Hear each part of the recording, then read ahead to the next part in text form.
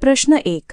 Motor वाहन अधिनियम 1988 की किस धारा के तहत बिना पास या टिकट के यात्रा करने पर प्रतिबंध है? विकल्प है धारा 129, धारा 185, धारा 124 या धारा 180। सही उत्तर है धारा 124। मोटर वाहन अधिनियम 1988 की धारा 124 में ये प्रावधान है कि किसी भी व्यक्ति को स्टेज कैरेज जैसे कि बस में बिना वैध पास या टिकट के यात्रा करने की अनुमति नहीं है। यदि कोई व्यक्ति ऐसा करता हुआ पाया जाता है तो उसे दंडित किया जा सकता है। इसके विपरीत धारा 185 शराब पीकर गाड़ी चलाने से, धारा 129 हेलमेट पहनने की अनिवार्यता से और धारा 180 अनधिकृत व्यक्तियों को वाहन चलाने की अनुमति देने से संबंधित है। प्रश्न 2। निम्नलिखित कारकों में से कौन सा कारक परिहृत धमनी रोग का खतरा बढ़ाता है?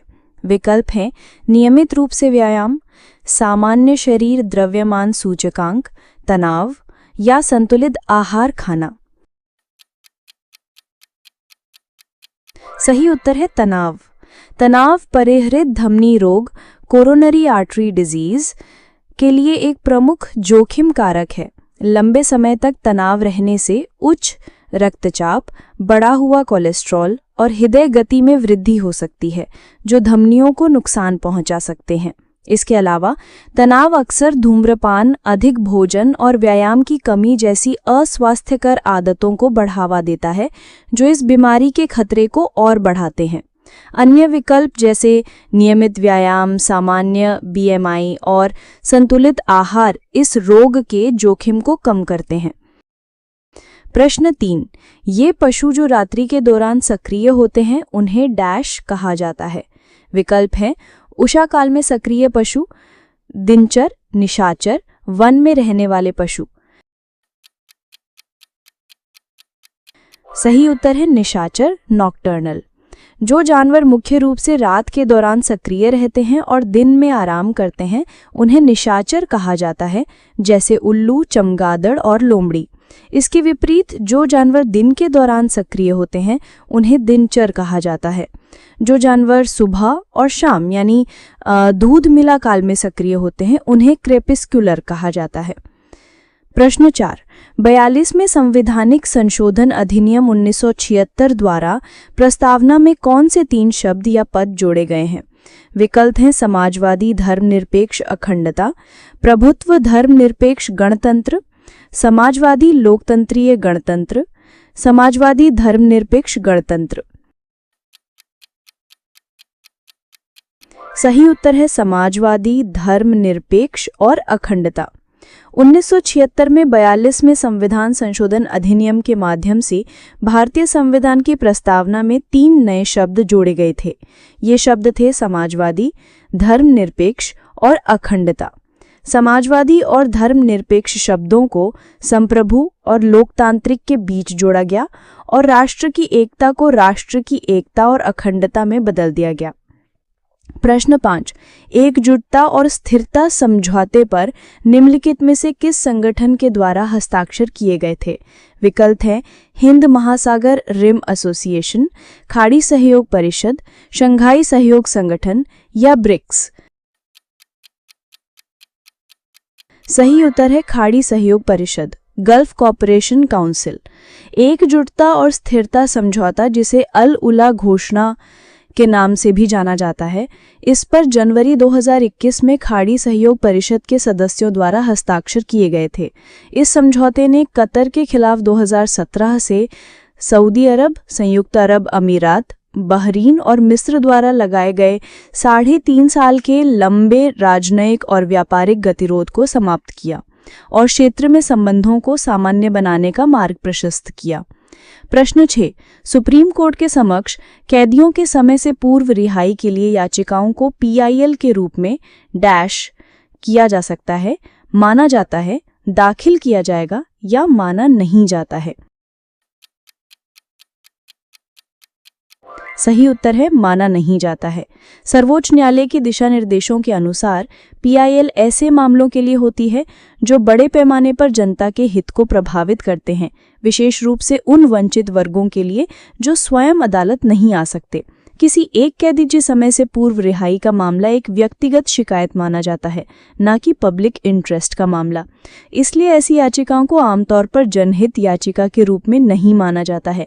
इसके लिए कैदी या उसके रिश्तेदार को एक अलग रिट याचिका, जैसे बंदी प्रत्यक्षीकरण, दायर करनी होती है। प्रश्न 7। प्रथम पीढ़ी के कंप्यूटर में मुख्य इलेक्ट्रॉनिक घटक के रूप में निम्नलिखित में से किसका उपयोग किया गया था? विकल्प है vacuum tube, micro processor, integrated circuit या ट्रांजिस्टर। सही उत्तर है वैक्यूम ट्यूब। कंप्यूटरों के विकास को पीढ़ियों में बांटा गया है, जिनमें से प्रत्येक एक प्रमुख तकनीकी विकास पर आधारित है। पहली पीढ़ी यानी 1940 से 1956 मुख्य इलेक्ट्रॉनिक घटक के रूप में वैक्यूम ट्यूब का उपयोग किया गया। दूसरी पीढ़ी 1956 से 1963 ट्रांजिस्टर ने वैक्यूम ट्यूब की जगह ले ली।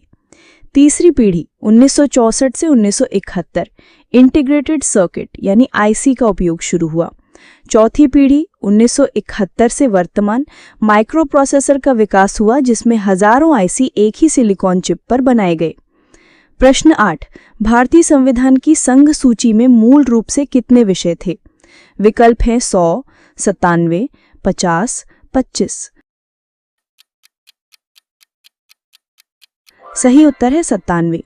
भारतीय संविधान की 7वीं अनुसूची में केंद्र और राज्यों के बीच शक्तियों का विभाजन 3 सूचियों में किया गया है: संघ सूची, राज्य सूची और समवर्ती सूची। जब संविधान को मूल रूप से अपनाया गया था, तब संघ सूची में 97 विषय यानी एंट्रीज थीं। इन विषयों पर कानून बनाने का विशेष अधिकार केंद्र सरकार यानी संसद को है। हालांकि बाद के संशोधनों और पुनर्संख्यांकन के कारण अब इसमें 100 विषय गिने जाते हैं, लेकिन अंतिम प्रविष्टि संख्या 97 ही है। प्रश्न 9। केरल का पारंपरिक दस्ताने वाला कठपुतली शो कौन सा है? विकल्प हैं कठपुतली, पावकुत्थु, गोम्बेयट्टा या यमपुरी। सही उत्तर है पावकुत्थु। पावकुत्थु केरल का पारंपरिक दस्ताने वाला कठपुतली या ग्लव पपेट शो है। इसमें कठपुतली चलाने वाला कठपुतलियों को अपने हाथों में दस्ताने की तरह पहनता है और अपनी उंगलियों से उनके सिर और भुजाओं को नियंत्रित करता है। इसकी वेशभूषा और विषय अक्सर केरल के शास्त्रीय नृत्य नाटिका कथकली से प्रभावित होते हैं। अन्य विकल्पों में कठपुतली राजस्थान की, गोम्बेयट्टा कर्नाटक की और यमपुरी बिहार की पारंपरिक कठपुतली कलाएं हैं। प्रश्न 10। दंड प्रक्रिया संहिता सीआरपीसी की निम्नलिखित धाराओं में से कौन सी धारा पीड़ित मुआवजा योजना से संबंधित है? विकल्प हैं धारा 357 ए, धारा 280 ए, धारा 437 ए या धारा 297 डी। सही उत्तर है धारा 357 ए। दंड प्रक्रिया संहिता सीआरपीसी की धारा 357 पीड़ित मुआवजा योजना यानी विक्टिम कॉम्पनसेशन स्कीम से संबंधित है।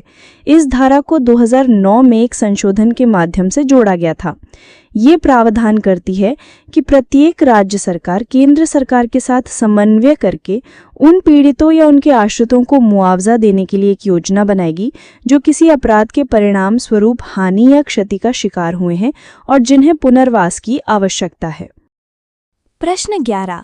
गन्ने का उचित और लाभकारी मूल्य एफआरपी डैश द्वारा अनुमोदित होता है?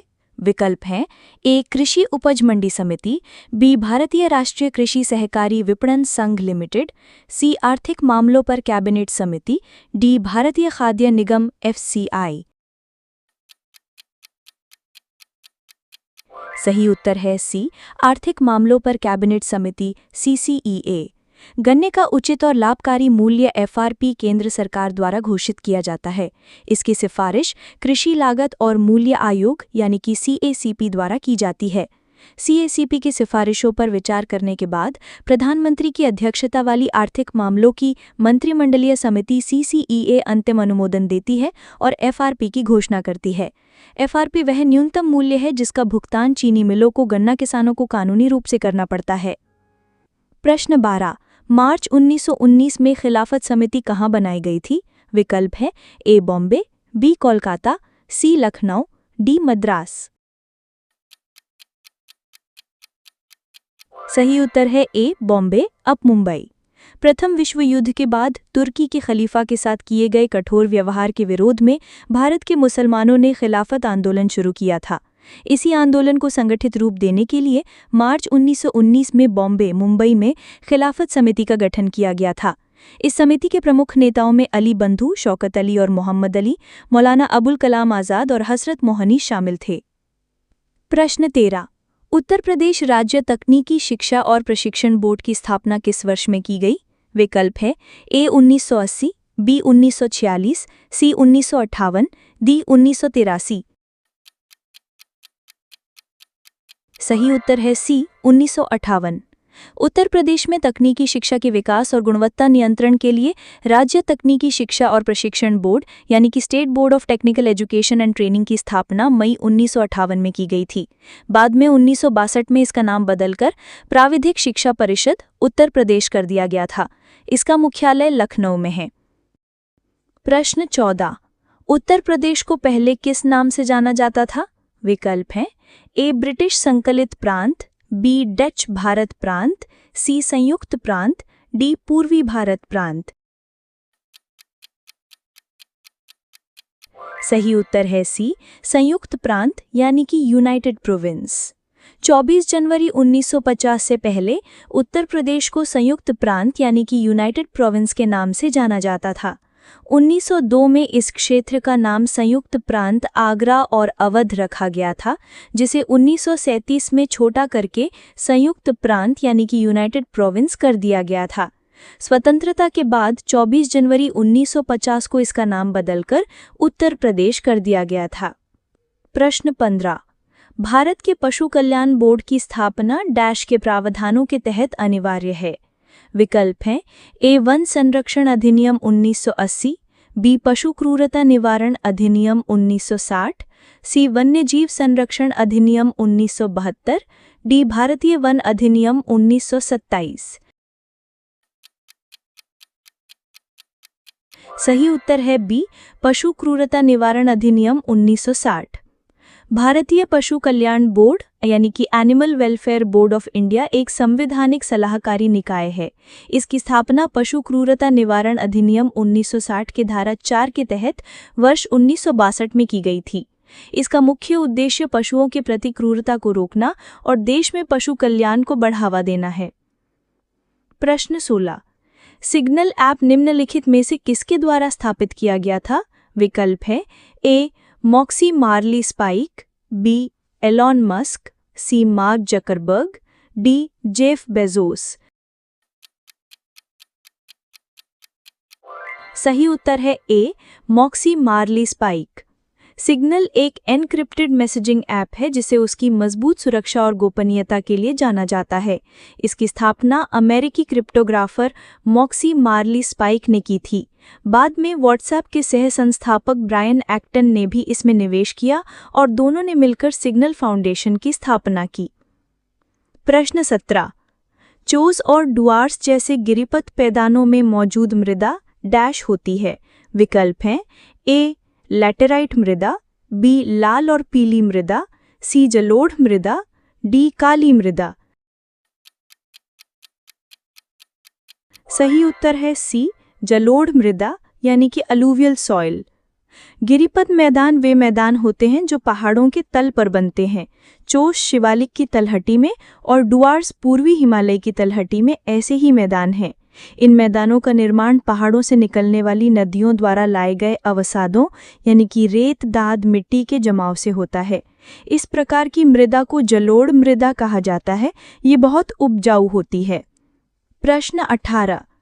निम्नलिखित में से किस संवैधानिक संशोधन अधिनियम ने भारतीय संविधान के अनुच्छेद 45 में परिवर्तन किया?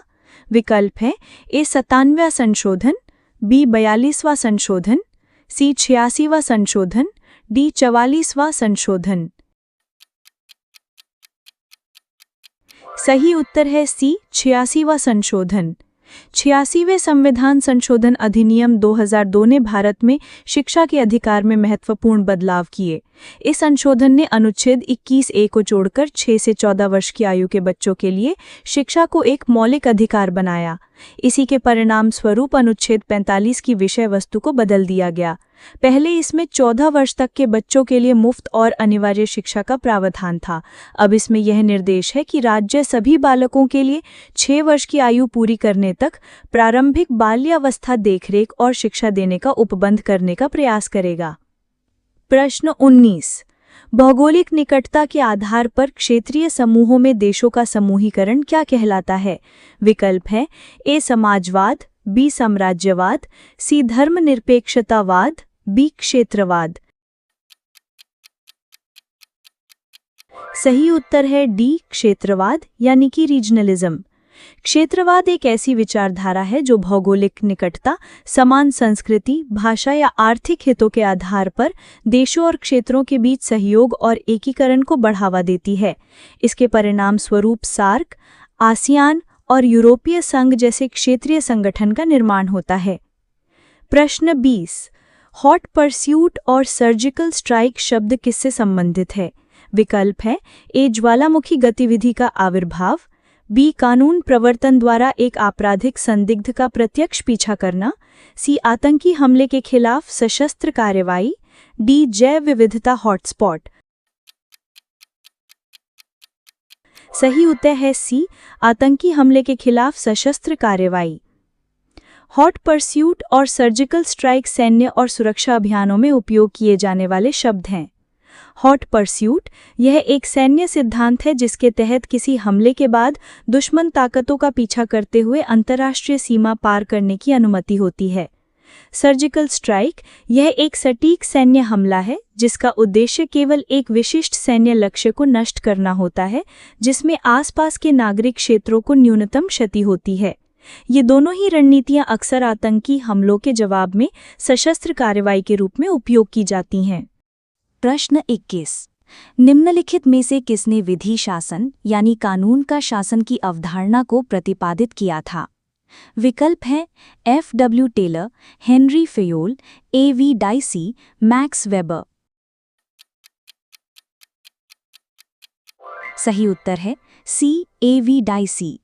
विधि के शासन यानी रूल ऑफ लॉ की अवधारणा को ब्रिटिश न्यायविद और संवैधानिक सिद्धांतकार A.V. डाइसी ने अपनी पुस्तक introduction to the study of the law of the constitution 1885 में लोकप्रिय बनाया था।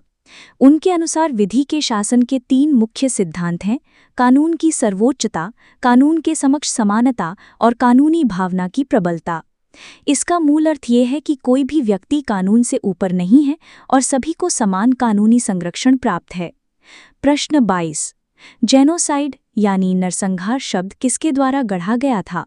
विकल्प है जेफरसन, राफेल लेम्किन, एलिनोर रूजवेल्ट, थॉर्नबेरी।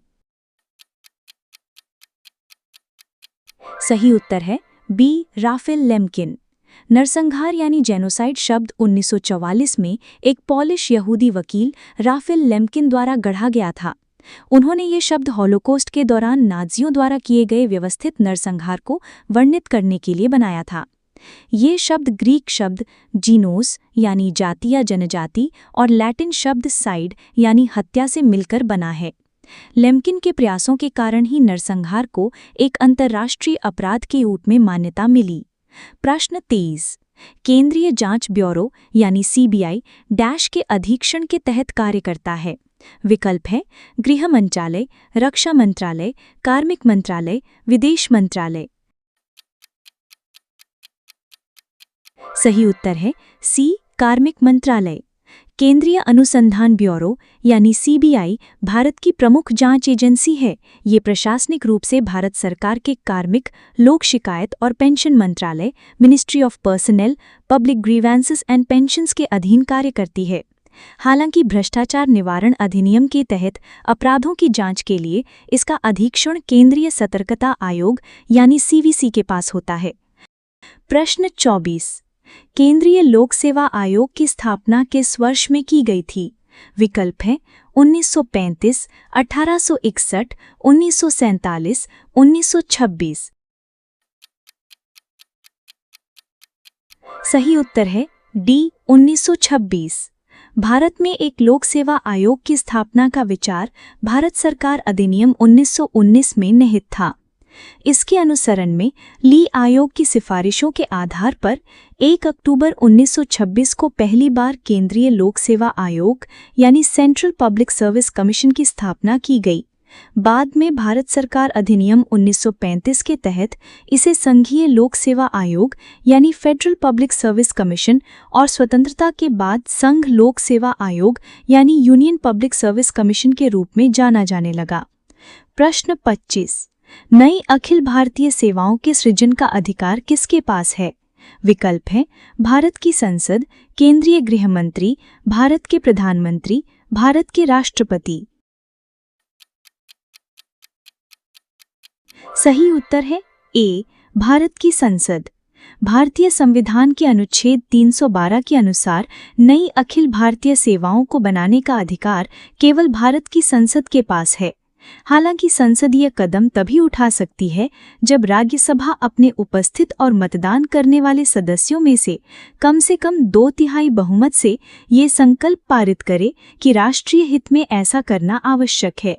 ये प्रावधान भारतीय संघीय ढांचे में राज्यसभा को दी गई एक विशेष शक्ति है। प्रश्न 26। सूचना प्रौद्योगिकी अधिनियम 2000 की धारा 66A को अस्पष्ट होने के लिए डैश के मामले में असंवैधानिक करार दिया गया था। विकल्प है आर गांधी बनाम भारत संघ, श्रेया सिंघल बनाम भारत संघ, कॉमन कॉज एक पंजीकृत सोसाइटी बनाम भारत संघ, रोमेश थापर बनाम मद्रास राज्य। सही उत्तर है बी श्रेया सिंघल बनाम भारत संघ। श्रेया सिंघल बनाम भारत संघ 2015 के ऐतिहासिक मामले में भारत के सर्वोच्च न्यायालय ने सूचना प्रौद्योगिकी अधिनियम 2000 की धारा 66A को पूरी तरह से असंवैधानिक घोषित कर दिया था। न्यायालय ने माना कि ये धारा संविधान के अनुच्छेद 19(1)(a) के तहत दिए गए भाषण और अभिव्यक्ति की स्वतंत्रता के मौलिक अधिकार का उल्लंघन करती है। न्यायालय ने पाया कि धारा 66A में इस्तेमाल की गई शब्दावली जैसे अत्यंत आपत्तिजनक या चिढ़ाने वाला बहुत अस्पष्ट और व्यापक थी, जिसका दुरुपयोग असहमति और वैध आलोचना को दबाने के लिए किया जा सकता था। प्रश्न 27। छोटी आंत की आंतरिक दीवारों में उपस्थित उंगली जैसी अपवृद्धि को क्या कहा जाता है? विकल्प हैं विली यानी रसांकुर, आंत्र रस, प्रथम अमाशय यानी रूमेन, पियर्स कैनाल। सही उत्तर है ए विली। छोटी आंत की भीतरी सतह पर लाखों छोटी उंगली जैसी संरचनाएं होती हैं, जिन्हें विली या रसांकुर कहा जाता है। इनका मुख्य कार्य पचे हुए भोजन से पोषक तत्वों के अवशोषण के लिए सतह का क्षेत्रफल बढ़ाना है। ये बढ़ा हुआ क्षेत्रफल पोषक तत्वों को रक्त प्रवाह में अधिक कुशलता से अवशोषित करने की अनुमति देता है। प्रश्न 28। यौन अपराधों से बच्चों का संरक्षण अधिनियम 2012 का हाल ही में डैश में संशोधन किया गया था। विकल्प हैं 2017, 2019, 2020, 2018। सही उत्तर है बी 2019। यौन अपराधों से बच्चों का संरक्षण यानी POCSO अधिनियम 2012 में 2019 में एक महत्वपूर्ण संशोधन किया गया था। इस संशोधन का उद्देश्य बच्चों के खिलाफ यौन अपराधों के लिए दंड को और अधिक कठोर बनाना था। इसमें बच्चों के खिलाफ गंभीर यौन उत्पीड़न के मामलों में मृत्युदंड सहित कड़ी सजा का प्रावधान किया गया और बाल पोर्नोग्राफी को परिभाषित करते हुए उसके लिए भी दंड बढ़ाया गया। प्रश्न 29। राज्यसभा के लिए चुने गए सदस्य के पद का कार्यकाल कितना होता है? विकल्प हैं ए 10 वर्ष, बी 6 वर्ष, सी 5 वर्ष, डी 4 वर्ष। सही उत्तर है बी 6 वर्ष। राज्यसभा एक स्थायी सदन है जिसका विघटन नहीं होता है। इसके सदस्यों का कार्यकाल 6 वर्ष का होता है। इसके 1/3 सदस्य प्रत्येक 2 वर्ष में सेवानिवृत्त हो जाते हैं और उनकी जगह नए सदस्य चुने जाते हैं। ये व्यवस्था सदन की निरंतरता सुनिश्चित करती है। प्रश्न 30। सूचना प्रौद्योगिकी अधिनियम के तहत निम्नलिखित में से कौन सा सही है? ए. इलेक्ट्रॉनिक राजपत्र को किसी भी सरकारी नियमों की प्रकाशन आवश्यकता को पूरा करने वाला माना जाता है। बी. इलेक्ट्रॉनिक राजपत्र अनिवार्य है। सी.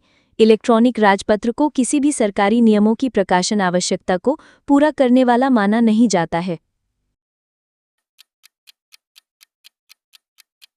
सही उत्तर है ए. इलेक्ट्रॉनिक राजपत्र को किसी भी सरकारी नियमों की प्रकाशन आवश्यकता को पूरा करने वाला माना जाता है। सूचना प्रौद्योगिकी अधिनियम 2000 की धारा 8 के अनुसार यदि किसी कानून में किसी नियम, विनियम या अधिसूचना को आधिकारिक राजपत्र यानी ऑफिशियल गज़ट में प्रकाशित करने की आवश्यकता होती है तो उस आवश्यकता को पूरा माना जाएगा यदि उसे इलेक्ट्रॉनिक राजपत्र यानी इलेक्ट्रॉनिक गज़ट में प्रकाशित किया जाता है। ये प्रावधान सरकारी प्रकाशनों को डिजिटल रूप में कानूनी मान्यता प्रदान करता है। प्रश्न 31। भारत की स्वतंत्रता के बाद जनजातीय भूमि के संरक्षण के अभाव के लिए निम्नलिखित में से कौन जिम्मेदार थे? ए. ऋणग्रस्तता और गरीबी के कारण साहूकारों के पास भूमि गिरवी रखना। बी. सिंचाई, बांध और अन्य सार्वजनिक उद्देश्यों के लिए जनजातीय भूमि का अधिग्रहण। सी. गरीब आदिवासियों द्वारा की गई भूमि की बिक्री। विकल्प हैं ए, सी, बी और सी ए और बी, डी, ए। सही उत्तर है सी, ए और बी। स्वतंत्रता के बाद जनजातीय भूमि के संरक्षण में कमी के लिए कई कारक जिम्मेदार थे। इनमें से 2 प्रमुख थे, ऋणग्रस्तता और गरीबी। ए. कई आदिवासी परिवार गरीबी और ऋण के जाल में फंस गए, जिसके कारण उन्हें अपनी भूमि गैर आदिवासी साहूकारों के पास गिरवी रखनी पड़ी। अक्सर वे इस ऋण को चुका नहीं पाते थे, जिसके परिणामस्वरूप उनकी जमीनें साहूकारों द्वारा हड़प ली जाती थीं। सार्वजनिक परियोजनाओं के लिए भूमि अधिग्रहण। बी. स्वतंत्रता के बाद देश के विकास के लिए कई बड़ी परियोजनाएं जैसे बांध, सिंचाई, नहरें, खदानें और औद्योगिक संयंत्र शुरू किए गए। इन परियोजनाओं के लिए अक्सर बड़े पैमाने पर जनजातीय भूमि का अधिग्रहण किया गया, जिससे आदिवासियों का बड़े पैमाने पर विस्थापन हुआ और उनकी भूमि का संरक्षण नहीं हो पाया। प्रश्न 32। आयकर अधिनियम 1961 की धारा 80D के तहत निम्नलिखित में से कौन सा आता है? विकल्प हैं ए. चिकित्सा व्यय की प्रतिपूर्ति। बी. चिकित्सा बीमा प्रीमियम। सी. विकलांग आश्रित का चिकित्सा उपचार। डी. उच्च शिक्षा हेतु लिए गए ऋण का पुनर्भुगतान। सही उत्तर है बी. चिकित्सा बीमा प्रीमियम। आयकर अधिनियम 1961 की धारा 80D मुख्य रूप से स्वास्थ्य बीमा पॉलिसियों के लिए भुगतान किए गए प्रीमियम पर कर कटौती का लाभ प्रदान करती है। एक व्यक्ति या HUF अपने जीवनसाथी, आश्रित बच्चों और माता-पिता के लिए भुगतान किए गए स्वास्थ्य बीमा प्रीमियम पर इस कटौती का दावा कर सकता है। विकलांग आश्रित के चिकित्सा उपचार के लिए कटौती धारा 80DD के तहत और उच्च शिक्षा ऋण के ब्याज के भुगतान पर कटौती धारा 80E के तहत मिलती है। प्रश्न 33। भारत में कौन सा मंत्रालय जनगणना संचालित करता है? विकल्प हैं ए. गृह मंत्रालय। बी. शिक्षा मंत्रालय। सी. वित्त मंत्रालय। डी. सामाजिक न्याय और महिला सशक्तिकरण मंत्रालय। सही उत्तर है ए. गृह मंत्रालय। भारत में दशकीय जनगणना का संचालन भारत के महापंजीयक और जनगणना आयुक्त के कार्यालय द्वारा किया जाता है। ये कार्यालय सीधे तौर पर भारत सरकार के गृह मंत्रालय मिनिस्ट्री ऑफ होम अफेयर्स के अधीन कार्य करता है। प्रश्न 34। भारतीय संविधान के किस अनुच्छेद के तहत भारत की संचित निधि कंसोलिडेटेड फंड ऑफ इंडिया गठित की गई थी? विकल्प हैं ए. अनुच्छेद 366। बी. अनुच्छेद 269।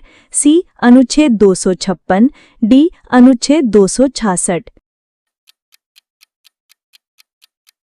सही उत्तर है डी. अनुच्छेद 266। भारतीय संविधान का अनुच्छेद 266(1) भारत की संचित निधि की स्थापना का प्रावधान करता है। ये सरकार का मुख्य खाता होता है। सरकार को प्राप्त होने वाले सभी राजस्व जैसे आयकर, उत्पाद शुल्क, सरकार द्वारा लिए गए सभी ऋण और ऋणों की अदायगी से प्राप्त धन इसी निधि में जमा किए जाते हैं।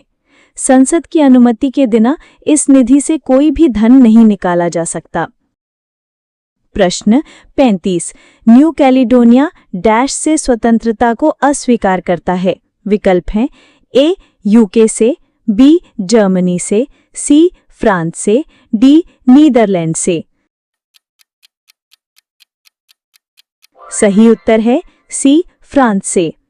न्यू कैलिडोनिया दक्षिण प्रशांत महासागर में स्थित एक फ्रांसीसी विदेशी क्षेत्र है। फ्रांस से स्वतंत्रता के मुद्दे पर वहां कई बार जनमत संग्रह 2018, 2020 और 2021 में हुए।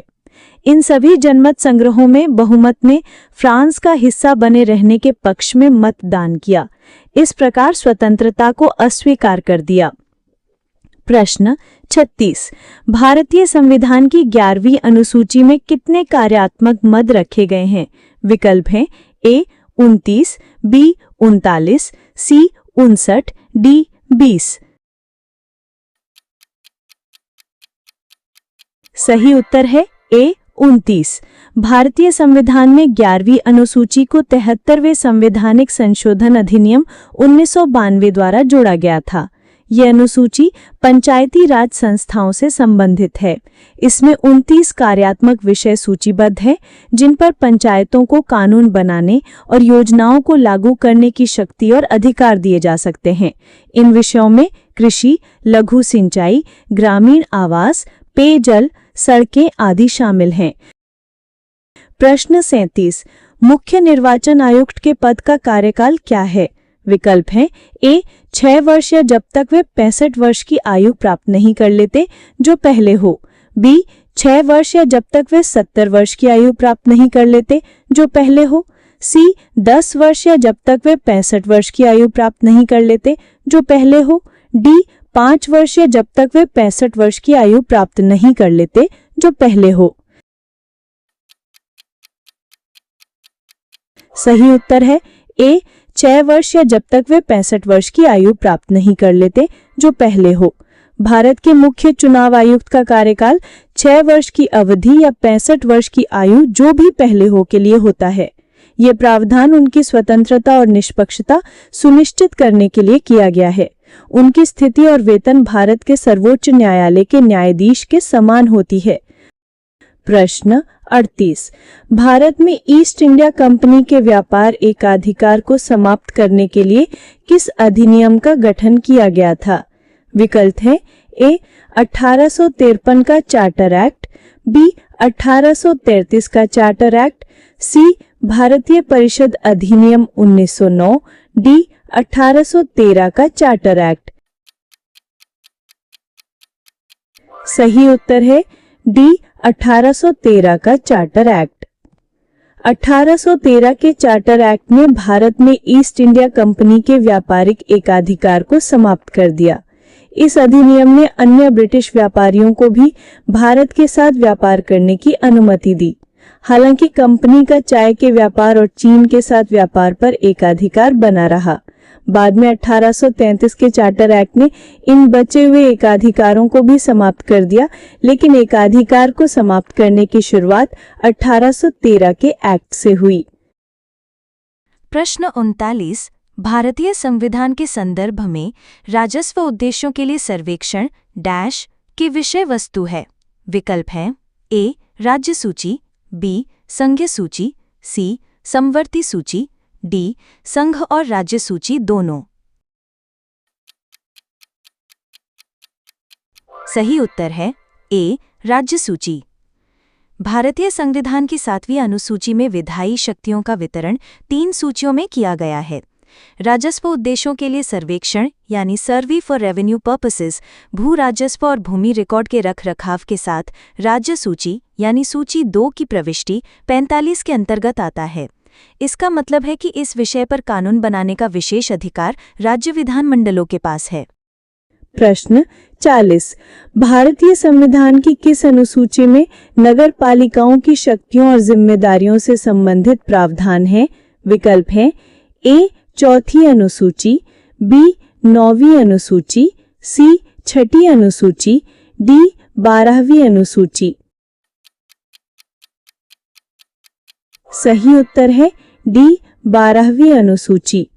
भारतीय संविधान में 12वीं अनुसूची को 74वें संवैधानिक संशोधन अधिनियम 1992 के द्वारा जोड़ा गया था। ये अनुसूची शहरी स्थानीय निकायों यानी नगर पालिकाओं की शक्तियों, अधिकारों और जिम्मेदारियों से संबंधित है। इसमें 18 कार्यात्मक विषय सूचीबद्ध हैं जिन्हें नगर पालिकाओं के दायरे में स्थानांतरित किया जा सकता है, जैसे शहरी योजना, सड़कों और पुलों का निर्माण, जल आपूर्ति, सार्वजनिक स्वास्थ्य और झुग्गी सुधार आदि। Please subscribe my YouTube channel SKM Study Points.